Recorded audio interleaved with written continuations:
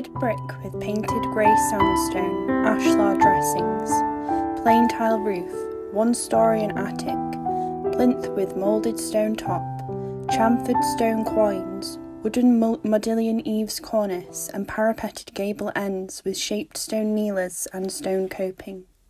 Integral brick end stacks, that to left consisting of 3 square shafts with chamfered corners and stone base and cap. Pair of dormers with 2 light wooden casements, wooden sills on small wooden brackets and steep triangular pedimented gables with dentils. Bays, central coined break has steep triangular pediment with dentils. Wooden crossed windows with moulded stone sills and gouged.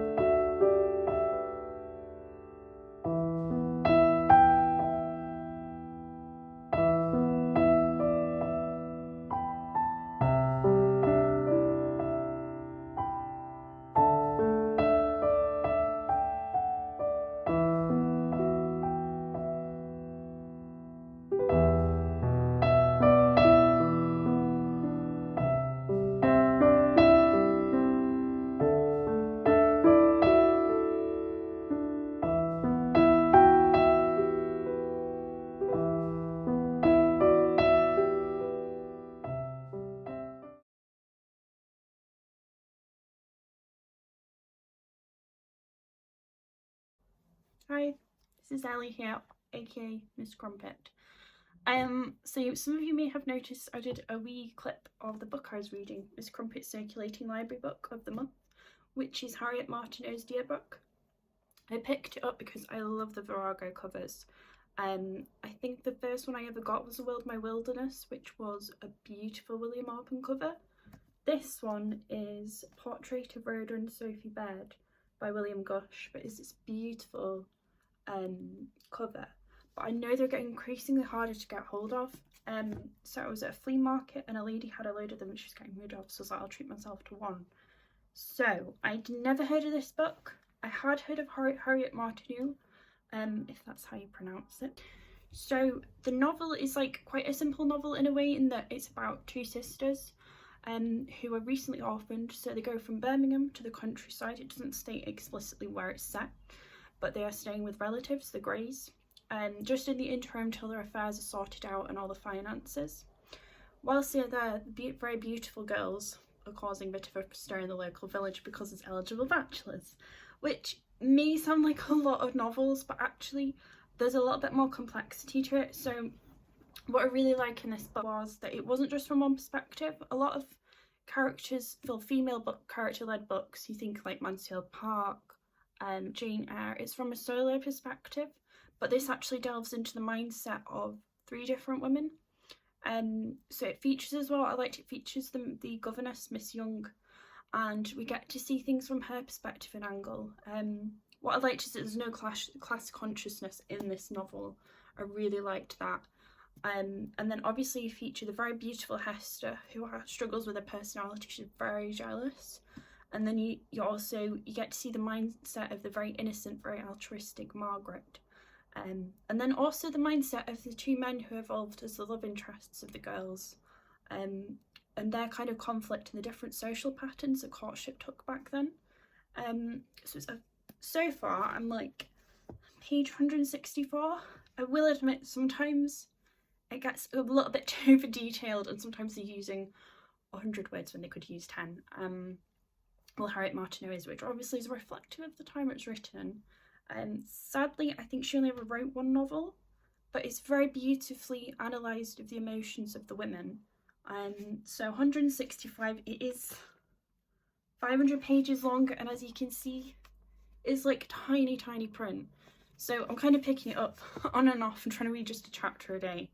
So there was one quote that I found a few pages back which did make me laugh. It's quite divisive. Women do inevitably love housekeeping unless educational or other impediments interfere with their natural tastes. So if anybody wants to read anything more like that, just pick up this book.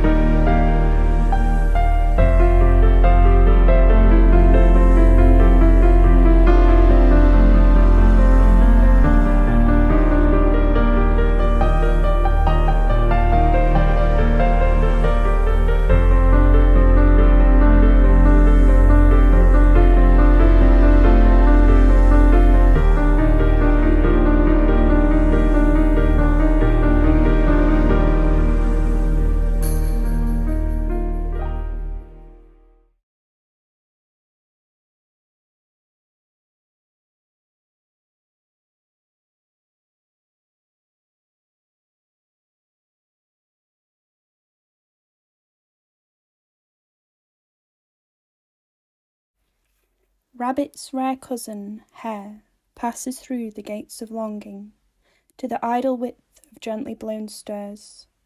Starred snowdrops unfurl their hopes of spring wishes and whims, and the crushed crest of wintered minds gather back the fallen bud that once were lost but now are gathered to find.